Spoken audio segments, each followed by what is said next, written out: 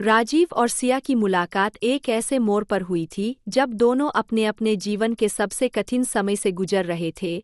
राजीव एक छोटे से गांव का लड़का था जो शहर में आकर नौकरी करने लगा था आज। वहीं सिया एक मेहनती और जिद्दी लड़की थी जो अपने सपनों को पूरा करने के लिए हर दिन संघर्ष कर रही थी।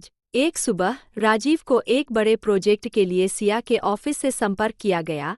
जब राजीव सिया से पहली बार मिला तो उसे सिया की आंखों में एक अजीब सी गहराई दिखाई दी, जैसे किसी ने जिंदगी की सारी कठिनाइयां सहेज रखी हो। सिया भी राजीव को देखकर थोड़ी चौंकी, क्योंकि राजीव की सादगी और उसकी आंखों में छुपा हुआ दर्द उसे कुछ खास सा महसूस हुआ। काम के दौरान दोनों एक दूसरे के काफी करीब आ गए। राजीव ने सिया को अपनी जिंदगी की मुश्किलें बताई और सिया ने उसे अपनी उम्मीदें और ख्वाहिशें शेयर की। सिया ने कभी सोचा नहीं था कि राजीव के साथ काम करते हुए उसकी जिंदगी में कोई ऐसा शख्स आएगा जो उसकी दुखों को समझेगा और उसकी हंसी में भी साथ देगा।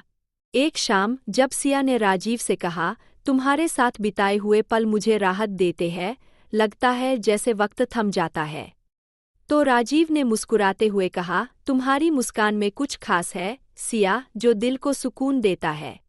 दिन बीतते गए और दोनों के बीच की दोस्ती धीरे धीरे प्यार में बदलने लगी।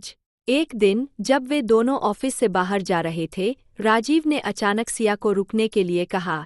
सिया ने घबराते हुए उसकी ओर देखा, क्या हुआ? राजीव की आवाज में एक अजीब सी नरमी थी, सिया, क्या तुम जानती हो, मैं तुमसे कुछ कहना चाहता हूँ।